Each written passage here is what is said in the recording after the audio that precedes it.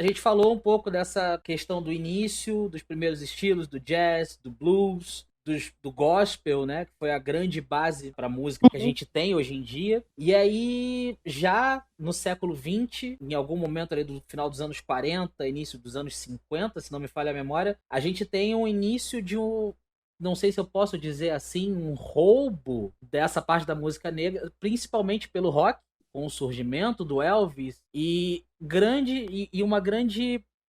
grande embranquecimento da música, onde a gente perde um pouco dessa coisa, né? Da origem negra. E aí eu queria que você falasse um pouquinho disso. Bom, um grande, vamos dizer assim, tapa na cara da produção cultural negra nos Estados Unidos é que era, a princípio, e é, a princípio, sempre considerada inferior. Então, inferior, primitiva, entre aspas, não é civilizado, é sexual demais, é coisa do diabo, tudo de negativo. Então, mas ao mesmo tempo, tanta coisa da cultura americana vem dos negros. Então, o processo começa com os negros criam uma coisa e a sociedade vai e critica, e depois a sociedade vai e copia, e depois diz que foram eles que criaram, a ponto de, quando um negro começa a fazer, a praticar o que quer que seja, aquela manifestação cultural, não, mas que isso, não, isso é nosso, não é deles. E isso já foi visto várias vezes. E, enquanto você me fazia essa pergunta, eu lembrei de o fato de o apelido de Nova York ser a grande maçã, da Big Apple, todo mundo sabe disso, o símbolo de Nova York é a maçã. Quem criou isso? Os músicos de jazz do comecinho, eles iam tocando, fazendo tour pelo país, e começavam do sul e iam subindo. E eles chamavam cada parada de maçã. E quando eles chegavam em Nova York era a grande maçã, da Big Apple. Então tem muita gente que eu aposto que não sabe disso, né? Ah, por que Nova York é uma maçã, sabe? Foram eles que criaram esse termo. Esse é só um exemplo, né? Então, com o rock and roll, jazz também tinha essa conotação de negativo, de sexual demais, tudo. E hoje em dia, os maiores consumidores de jazz são, a maioria dos consumidores de jazz é branca. E aí, adoro jazz, mas é uma coisa que começou, que foram os negros que criaram. E o rock também, né? O rock and roll, que saiu lá do sul, uma manifestação, eu diria, secular daquela tradição de cantar na igreja, né, de tocar na igreja, mas ficou uma coisa totalmente secular.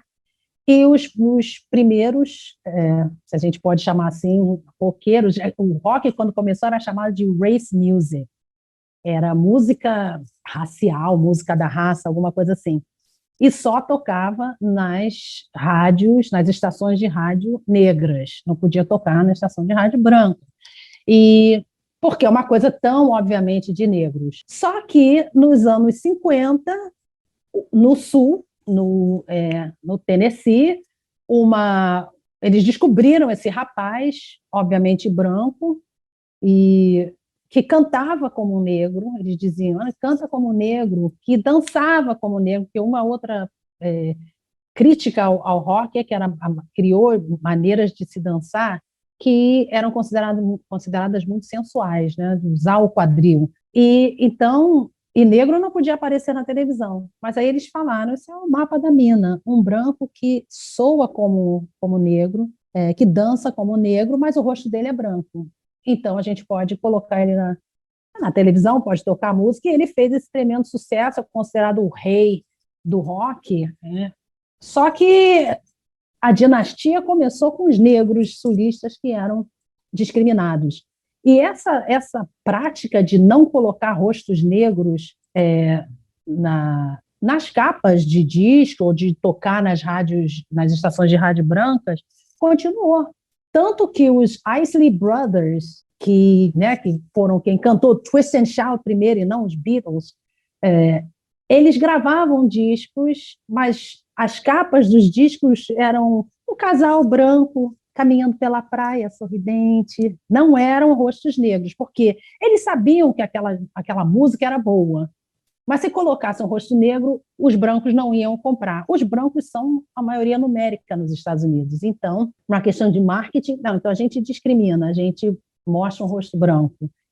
Então, isso continuou, por exemplo, Little Richard, que fazia tremendo sucesso lá no Sul, tudo. As músicas eram regravadas por brancos e ficava uma coisa diferente, né? Porque eles não tinham aquele swing que os negros tinham, mas eles faziam mais sucesso, ganhavam mais dinheiro. E isso foi indo até o fim dos anos 50, quando esse homem, Berry Gordy, que morava em Detroit e já tinha sido pugilista, era um empreendedor e gostava de música. E ele teve esse estalo de integrar a música popular. Ele falou, e se eu botar negros cantando para brancos, mas cantando, negros assim, super arrumados, com roupa de lamê, com terno, com cabelo alisado, as meninas de peruca, sorrindo muito, com passos coreografados. Essa música é muito boa. Esse tipo de música é muito bom. Então, por que a gente não vende para esse mercado? E foi esse estouro, né? Que é o Motown.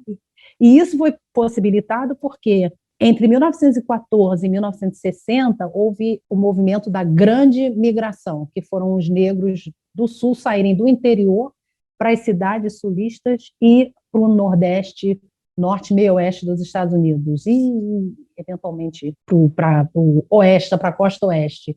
Então, o pessoal da Motown, os artistas, eram parte desse movimento da Grande Migração.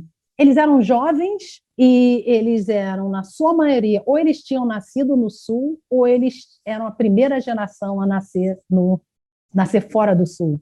Então, eu gosto de falar isso para os meus alunos. Os Temptations, por exemplo, né, que eram 5 rapazes altíssimos, magros, cantavam maravilhosamente.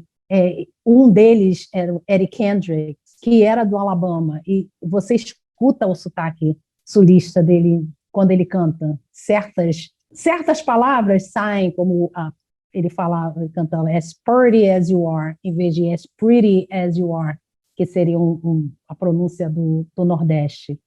E foi indo, os Beatles consumiam essas músicas, né, os que foram ser os Beatles, Rolling Stones, eram rapazes pobres na Inglaterra, e como a Inglaterra é uma sociedade muito, muito classista, os brancos pobres eram tratados como seres inferiores, então eles se identificaram com essa música negra. Eles vão, até hoje, você vê isso, os artistas britânicos têm toda